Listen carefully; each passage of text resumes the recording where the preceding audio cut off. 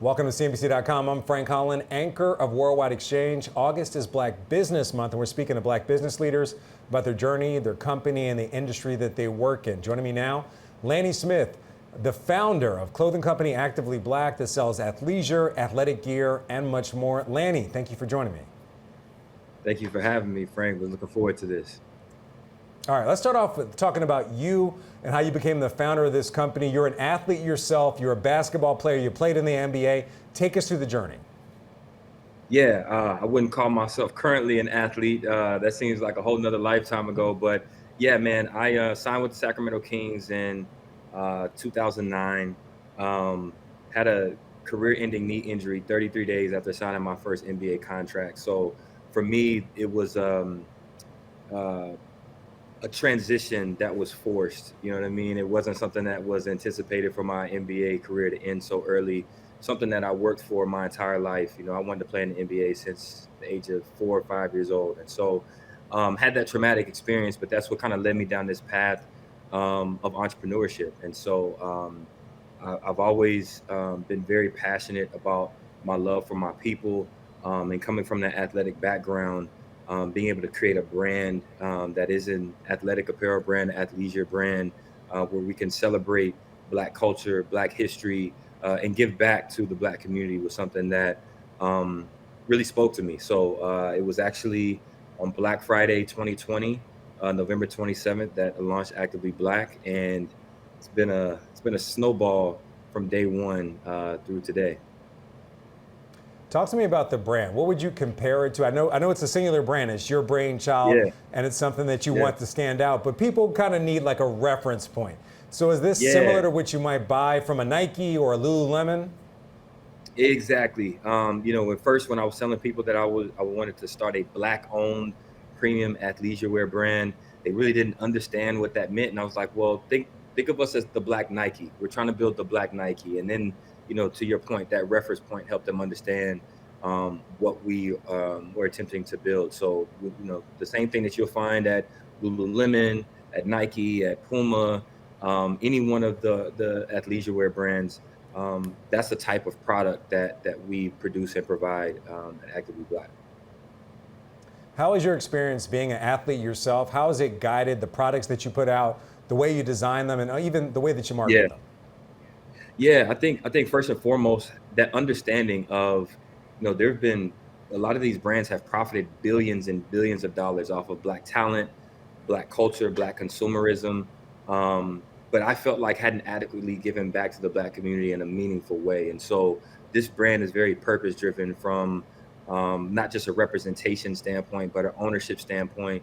And coming from the athletic background that I have, I was privy to the best of the best when it came to the quality of the athleisure and sports apparel that I was wearing. So that's you know informed my decision making on which fabrics to use, what type of cuts to make, making sure that this is a premium experience. I didn't want anybody to buy Actively Black and have to sacrifice quality. I think oftentimes there's this preconceived notion that if you're buying Black owned, you have to sacrifice quality. But I would put the quality of our products up next to any one of those giants that we've mentioned. We outfitted Team Nigeria in the Summer Olympics last summer, and it's the biggest global sporting stage that you can think of, and a moment that will forever live in my mind was being able to go to one of the track events and see these athletes competing against each other. And I see an athlete with the Nike check, with the swoosh, athlete with the three stripes Adidas, and then an athlete wearing the Actively Black logo on their uniform, all next to each other. And that was just um, it was one of those moments where it's like, yeah, I'm chasing this dream and we're doing it. So Speaking of, you're also unveiling and rolling out some new products, an all cotton line, where you're buying that cotton from Black farmers. Now, why was that yeah. important to you? And talk to me about the significance of this line in particular. Yeah, man, this is probably the most purposeful and important collection that we have launched. It's 100% cotton. I've got a couple of the pieces here with me. This one, as you can see, it says "Made from cotton grown by Black farmers." Um, and there's a painful history of the relationship with cotton for Black people in America for obvious reasons, because of the legacy of slavery, the amount of wealth. We're talking about in today's value, trillions of dollars of wealth that was created off of the backs of enslaved Black people, who were growing, picking, processing this cotton, that we were not able to enjoy the upside and have any of that wealth for ourselves that was created off of our labor. And so Black farmers have lost 90% of their land since 1920. Black farmers used to own around 20 million acres of land, and as of today, only own 3 million acres.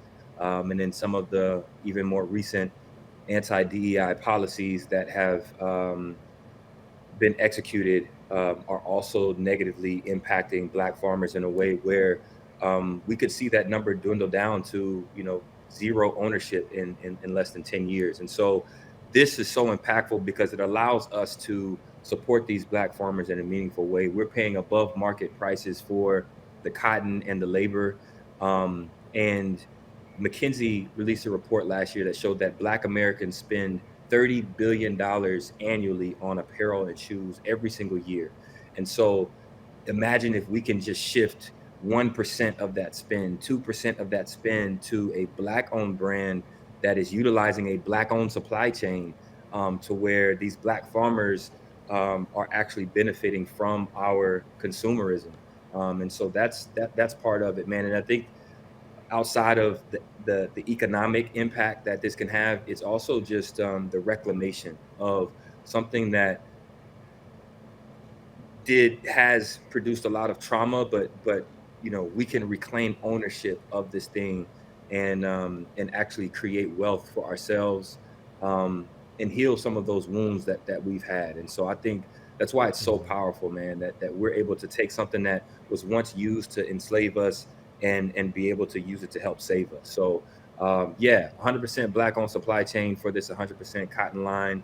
We say it's Black-owned from the seed to the stitch, from the dirt to the shirt. And the impact that it's already having has been incredible. You are in the consumer discretionary space. A lot of companies in the retail space, they've been impacted by tariffs. How is it impacting your business, and how are you working around it?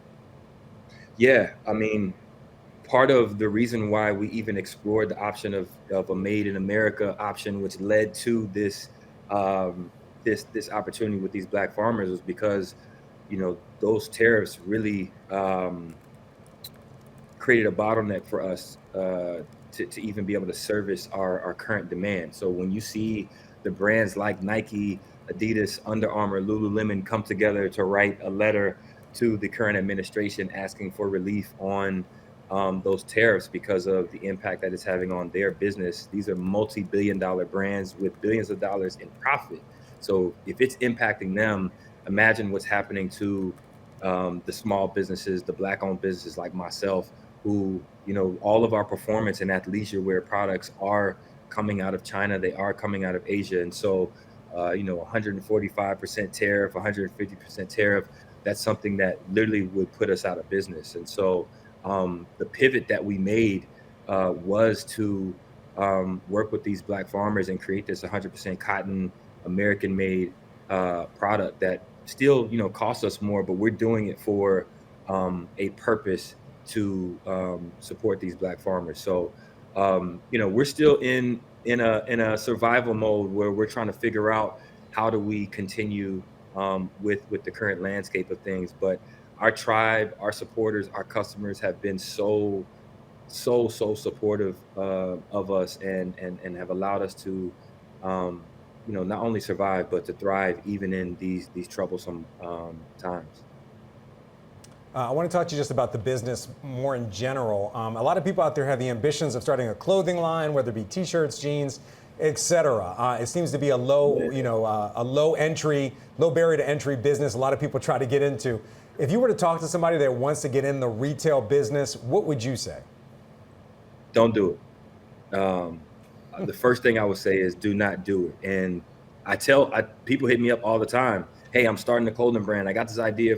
And the first thing I tell them is don't do it. And the reason why is because this journey is going to take so much out of you. You're going to face so many rejections and so many losses that if me telling you don't do it actually stops you from doing it, then you're not going to have what it takes to do it anyway. You know what I mean? And so you're talking about um, creating something that can stand out in a space that for the most part is overly saturated. This is not a commodity. This is not something that people need. You know what I mean? Like the world doesn't need another apparel brand. So, to create something that has lasting impact, that can create a demand that people will want, and want to spend their money on, is extremely, extremely difficult. Um, and there's so much that goes on behind the scenes that I think in the world we live in with social media, people see the highlights, right? And they think, oh yeah, let me go create this t-shirt brand. I'm gonna make $1 million. And it really does not work that way. You know what I mean? We're 4 years in the game, and we just had our first 3-month period of profitability back to back to back for 3 months in a row. And it's a journey to even get to this point. You know what I mean? And when you think about even just doing $1 million in revenue, I don't think people actually calculate, well, how many hoodies is that I have to sell? How many t-shirts is that I have to sell to do $1 million in revenue? And then are you calculating your COGS? Do you know the cost of those goods? That's not $1 million in profit. That's just the revenue. And then how much are you having to spend to advertise that product, and how much are you having to spend to fulfill that product, and the shipping costs and the taxes and all the different things, right? I think a lot of times entrepreneurs, are led by maybe the shiny things or the end result, and we don't take the time to look at the process that it takes. And so I would say um, one piece of advice that I would give is look beyond what you think is a great design or an idea to yourself. This has to be something that people see themselves in, and I think that's the strength of Actively Black is um, the Nikes, the Adidas, the Pumas, these giants in the game. They want you to be a walking billboard for them. Nike wants you to wear the swoosh and be a walking billboard for them. The strength of Actively Black is our audience, our tribe, our community. They don't see themselves as a walking billboard for Actively Black. They see Actively Black as the billboard for them. They see Actively Black as something that represents who they are. And that is the reason why we have a 70% return customer rate, which is one of the highest in e-commerce, especially for apparel brands. Our tribe sees themselves in this brand, and they keep coming back over and over and over again, and then telling their friends and their family about it. And so you've got to kind of reverse engineer that. You've got to figure out, can I build an audience and then create product that serves that audience and their desires, their needs? And that's the advice that I would give. All right, one other piece of advice for our viewers, for people that want to pursue their dream. Obviously, your first dream was playing in the NBA, but you built a new dream. Yeah. For anybody out there that has the dream of being an entrepreneur or chasing some other dream, what advice would you give? As you just mentioned, you might face these challenges and setbacks. You have to have an undeniable belief and faith in what you are doing, because the wins that you are seeking are going to be preceded by so much loss, so much sacrifice. In the position that I'm in right now, I've lost friends, I've lost relationships. People are not going to understand the journey that you're on. It is a lonely journey. You cannot expect anybody else to believe in this dream in order for you to get started. This has to be something that you think about before you go to sleep, that's on your mind the first when you wake up.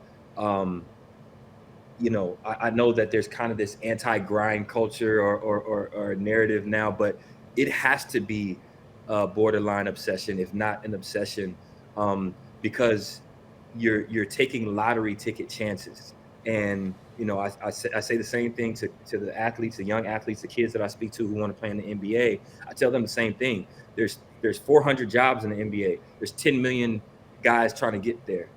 It's a lottery ticket chance. So you have to have an undeniable belief and faith in that dream, and your work ethic has to match that delusion that you have. You know what I mean? And so I've been blessed. I've been fortunate, but I also don't sleep. I work 24/7. The delusion that I have the undeniable faith and belief that I have in this dream is matched by the work ethic. And so, yeah, you just know you're going to get knocked down multiple times, and you're going to have that within you to pick yourself up and keep going. Does that apply to clothing businesses or all businesses, or kind of both? I think everything in between. I think it applies to life. Yeah. You know what I mean? Like, there's some people now who are being faced with AI taking jobs, or what's happening in the landscape of losing their career. You have to find that thing to pick yourself up. You know what I mean? Like, I went through the state of depression of losing my identity with my basketball career ending. That was my plan A, B, and C. I didn't have a backup plan. And so hitting that rock bottom and then having to pick myself back up, find, my purpose and my passion, and chase another dream, whether that's clothes, whether that's, whatever endeavor, whatever dream God has placed in your heart, that is what's required to reach that. So, yeah, I think that's advice that anybody can take, whether you're an entrepreneur, whether you're in a corporate career, whatever it is. Yeah, that could be applied. Lanny Smith, some very inspiring words right there. Lanny Smith, the founder, the visionary behind Actively Black. Thank you so much for your time. I'm Frank Holland, anchor of Worldwide Exchange. Thank you for watching CNBC.com. Have a great day.